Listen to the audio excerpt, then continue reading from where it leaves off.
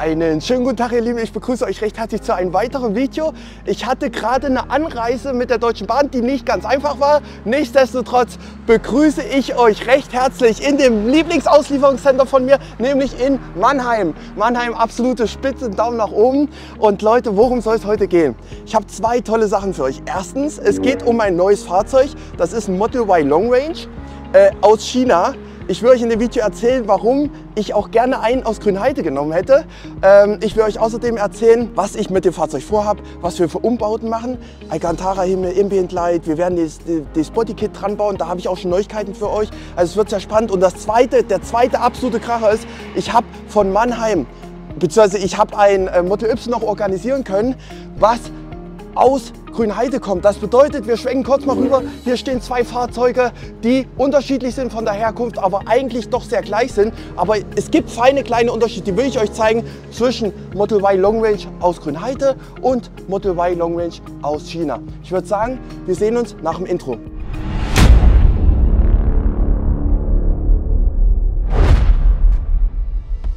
Bevor wir jetzt zum Fahrzeug gehen, erstmal wieder ein dickes Lob an die ganze Tesla-Crew hier in Mannheim. Ich bin immer überwältigt und ein Service, das ist wirklich top. Ich weiß auch aus dem Hintergrund, also ich habe Informationen vorliegen, dass auch der Service sich bei Tesla im Hintergrund stark verbessert. Das bedeutet auch, wenn ihr einen Servicetermin macht und sowas, die sind da einiges am Optimieren und das finde ich einfach wieder toll zu sehen bei Tesla.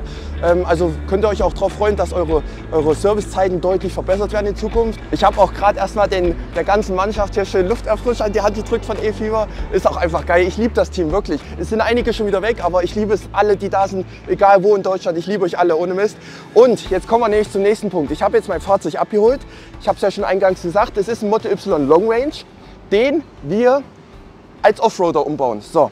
Das Ganze ist aber diesmal anders da für euch als Zuschauer. Und zwar werde ich nämlich nicht ein kompaktes Video filmen, also wo ihr den kompletten Umbau in einem Video habt. Nein, diesmal wird es wirklich so viel sein, dass ich separate Videos mache. Das heißt, jeden Schritt nehme ich euch mit und erzähle euch, wie ihr das im Prinzip dann nachbauen könnt, beziehungsweise überhaupt, wie die ganzen Umbaudinger funktionieren, wie teuer es ist und so weiter. So, das ist erstmal der erste Punkt, der für euch wichtig ist. Der nächste Punkt ist, wie gesagt, dass ich hier jetzt zwei Model Y stehen habe, einmal meinen aus China und einmal aus Giga Berlin. Aktuell ist es noch so, dass die Fahrzeuge einerseits aus China kommen können, andererseits aus Grünheide. Also ihr merkt aber, der Ramp-Up in Grünheide läuft gerade an und Long Range wird natürlich auch produziert in Grünheide und ausgeliefert. Es gibt aber kleine, aber feine Unterschiede zwischen den beiden Produktionsstätten. Leute, wundert euch nicht, warum ich jetzt so komisch geguckt habe. Und zwar steht hier drüben ein silbernes Model 3. Das kann doch nicht sein, das ist mit Sicherheit foliert. Passt auf, Leute, ich weiß nicht, ob ihr es da drüben erkennt. Wir gehen gerade mal rüber, weil das wäre eine Sensation. Wenn jetzt hier ich habe gerade Gänsehaut, Leute, ich habe gerade Gänsehaut. Alter, das muss foliert sein. Das kann nicht original sein. Oder? Leute, was sagt ihr? Also es ist ein Metallic-Lack. Ich habe in den USA ja einige gesehen, aber das kann doch nur foliert sein. Ja, das ist foliert. Ich wollte schon sagen, seht das hier?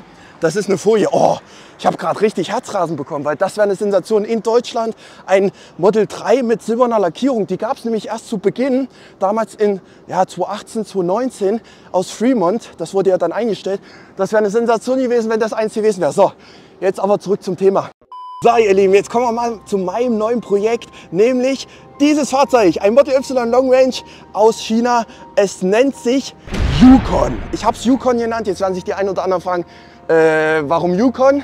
Ihr wisst ja, die mich schon länger folgen, ich gebe immer Namen den Fahrzeugen.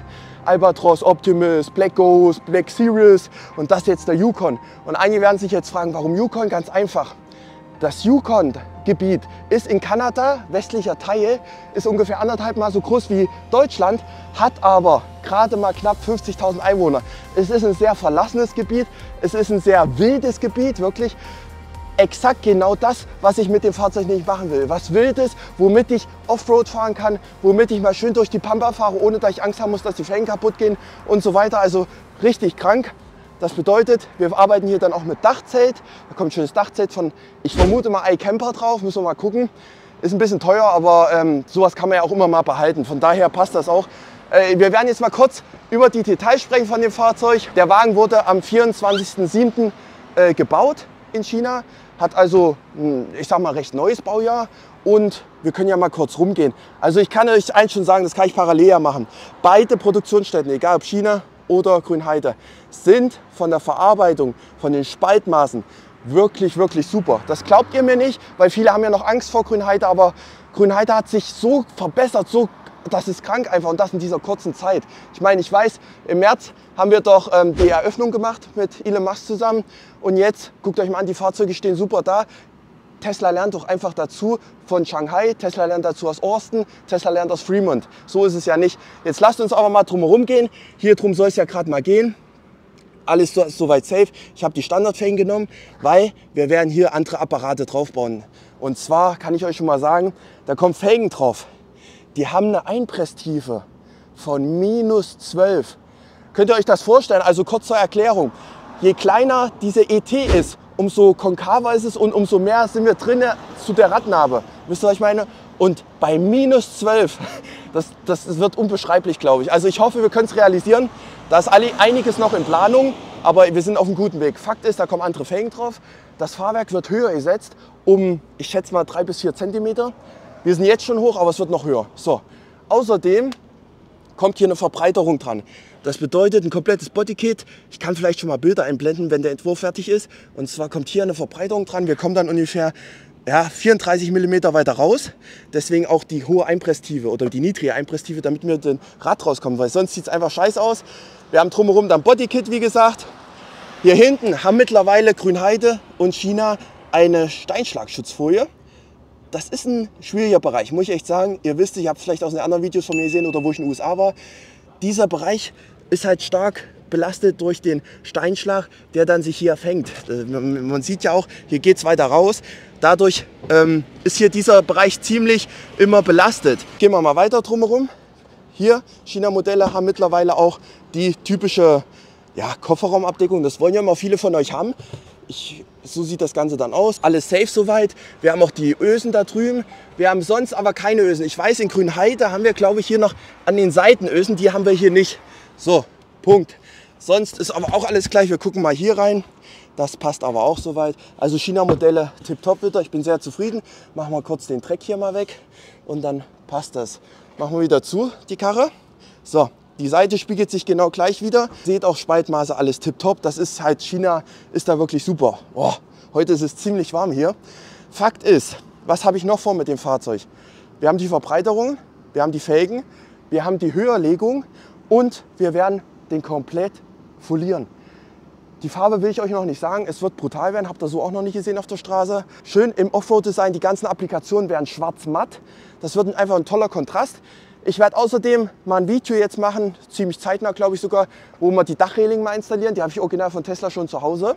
Und dann kommt, wie gesagt, von iCamper das Dachzelt drauf. Das wird höchstwahrscheinlich das X-Cover 2.0. Könnt ihr euch gerne mal reinlesen. Ist für 4 Leute ausgelegt, also wird ganz spannend.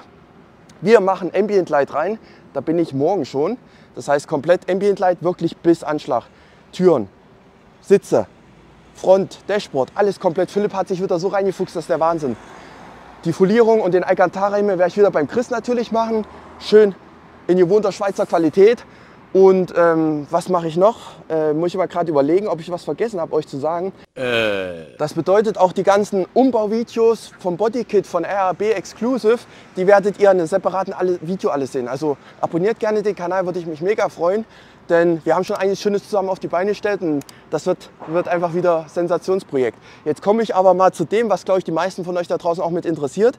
Und zwar, da drüben, das Model Y ist aus Berlin. Ich zeige euch jetzt mal direkt, was der Unterschied ist zwischen beiden Fahrzeugen. Nummer 1, wir gehen hinten hin zum Rücksitz und dann sehen wir nämlich, dass dieses Areal hier Plastik ist. Hartplastik. Das bedeutet, ich habe immer öfters mal das Problem gehabt, dass der Gurt hier dran knallt und dann ist es nervig. Deswegen, was mache ich bei den China-Modellen immer direkt? Wir machen den Gurt hier rein, so auf beiden Seiten dann, damit der nicht hier dran klappert, weil das finde ich nicht so toll. Jetzt schauen wir aber mal nach Grünheide und da sehen wir, das hatte ich in den einen Video ja mal gebracht, wo ich das Model Y aus Grünheide erstmalig präsentiert habe. Hier haben wir schön Vlies dran. Das bedeutet auch, wenn der Gurt jetzt kommt, bam, bam, bam, nichts passiert, alles safe. Das ist alles gut soweit. Kommen wir gleich zum nächsten Punkt. Ich gehe wieder rüber zu meinem. Und zwar die Sitze. Wenn wir uns die Sitze anschauen, ich gehe mal hier rein, dann sieht der so aus. Ich muss ehrlicherweise jetzt aber mal was sagen. Guckt euch doch mal bitte diese Wange an. Die ist deutlich anders da als wie das, was ich kenne aus China. Jetzt muss ich das echt mal sagen. Ich vermute, wir haben ja gerade einen Umbau auch erlebt in China vor knapp 1,5 Monaten. Ich vermute, da wurde was angepasst. Ich bin mir nicht sicher, aber jetzt rein schon von der Optik, guckt euch mal an, das sieht aus wie ein Formel 1 Sitz. Ich gehe mal rein und dann habe ich nämlich direkt auch das Gefühl, es ist enger hier. Es ist deutlich enger. An den Sitzen muss sich was verändert haben. Ohne Mist. Ich rede jetzt nicht von dem Bereich hier unten. Ich rede von dem Bereich hier oben. Und diese Wange ist breiter in meinen Augen. Ich weiß nicht, vielleicht kann das einer von euch bestätigen, das Empfinden. Fakt ist, das ähnelt nämlich jetzt sehr stark Grünheide. Wie gesagt, nur der obere Bereich vom Sitz, der untere Bereich vom Sitz ist unterschiedlich. Weil in Grünheide haben wir hier nochmal eine Wangennaht, die das alles nochmal deutlich stabilisiert. Aber wenn wir jetzt so mal gucken, ich finde, das sieht sehr gleich aus wie Grünheide. Passt mal auf, ich gehe mal hier rein und hier habe ich das gleiche, genau das gleiche Empfinden wie in Shanghai. Früher war es so, dass Shanghai immer sehr amerikanisch war, dann hast du so rumgelappelt hier, wa? Aber mittlerweile auch an den Wangen ist das deutlich sportlicher geworden. Das ist mein Empfinden. Sagt mir gerne, was ihr dazu denkt. Gehen wir wieder zu meinem Fahrzeug. Ich zeige euch den nächsten Unterschied. Die chinesischen Modelle, klar, die haben ja alle Soft Touch, das ist alles in Ordnung. Aber wenn wir mal in die Applikation, also wenn wir in den Bereich hier unten reingehen, dann ist das Plastik. Das ist Hartplastik. Das ist nicht gepolstert oder sonst was. Wenn wir jetzt aber mal rüber nach Grünheide schlüpfen, dann sehen wir hier Soft Touch. Also ihr könnt es jetzt vielleicht schlecht sehen, aber es ist weich. Das ist einfach weich. Ich meine, mich stört das nicht, ob das jetzt hart ist oder hier so ein bisschen weicher ist, stört es nicht. Wichtig ist, dass der Bereich weich ist, weil hier legt man immer den Bizeps ab, hier legt man immer die Arme hin und das muss schön gepolstert sein. Das ist ja auch bei beiden Modellen. Ich kann euch auch noch mal die Steinschlagschutzfolie, die vom Werk jetzt verbaut ist, bei den Grünheide-Modell in Weiß zeigen. Man sieht hier bei Weiß natürlich einen kleinen Kontrast. Ich weiß nicht, ob das erkennbar ist. Bei Schwarz ist der nicht so krass, aber bei Weiß siehst du schon hier, dass hier eine Folie geklebt ist. Es wirkt ein bisschen, ja, wie soll ich sagen, also man sieht es einfach so ein bisschen heller, so gelblicher eher. Und, aber wie gesagt, lasst sie dran, weil die finde ich schon wichtig. Wie gesagt, ich blende euch gerne noch mal ein Bildchen ein, wie das aussieht, wenn man das nicht hat. Und das sieht schon brutal aus einfach. Und es ist schade drum, weil ja, der Lack ist sonst sehr gut. Eine Sache, die mir auch noch aufgefallen ist, ich mache jetzt die Tür mal zu von China. Passt auf, hört mal hin, ich versuche das einzufangen. So, ich mache noch mal. So, es hört sich recht dumpf an. Wenn wir jetzt aber dahin gehen, mal zum Grünheide-Modell, das ist wirklich der einzigste Marke, den ich vielleicht habe, so ein bisschen an Grünheide. So, pass mal auf, jetzt mal hier zu. Es hört sich heller an. Versteht ihr, was ich meine? Ich hoffe, ihr könnt das jetzt verstehen. Das heißt, optisch von Spaltmaßen, beide Produktionsstätten tipptopp. Da kann man nichts sagen. Einzigster Marke, den ich wirklich aktuell noch sehe bei Grünheide, ist das Schließen der Türen. Das wirkt ein bisschen, ja, ich will nicht, nee, wie soll ich es formulieren? Es wirkt einfach ein bisschen heller, als wie bei den Modellen jetzt hier aus China. Aber ansonsten, beide Fabrikate, braucht euch keine Angst zu haben, egal wo ihr euer Fahrzeug herbekommt, dass es schwierig ist oder sowas. Nein, beide Produktionsstätten sind super. Das habt ihr jetzt auch gerade eigentlich, glaube ich, gut gesehen. Und ich bin sehr zufrieden. Ich bin überwältigt, was Tesla wieder auf die Beine stellt. Wir werden das Ding auch richtig umdrehen komplett. Ich freue mich auch darauf. Wird ein schönes Projekt. Und in diesem Sinne, Leute, habe ich eigentlich soweit jetzt nichts mehr zu sagen. Abonniert gerne den Kanal, würde ich mich sehr freuen. Wie gesagt, es kommen jetzt viele separate Videos zu den einzelnen Schritten. Und ja, Ambient Light ist der erste Schritt beim Philipp und dann werden wir weitersehen. In diesem Sinne, Leute, habt eine schöne Zeit da draußen und wir sehen uns in den folgenden Videos. Macht's gut. Ihr Lieben, ich war gerade so aufgeregt, dass wir natürlich das Wichtigste vergessen haben. Und zwar einen Lufterfrischer vom E-Fever hier noch dran zu hängen, damit der Wagen auch, ich sag mal, entjungfert ist. Und kleiner Hinweis gleich, diese Plastikabdeckung hier, die könnt ihr abmachen. Das ist nur ein Schutz für die Auslieferung. Das ist nicht Teil des Fahrzeugs sozusagen.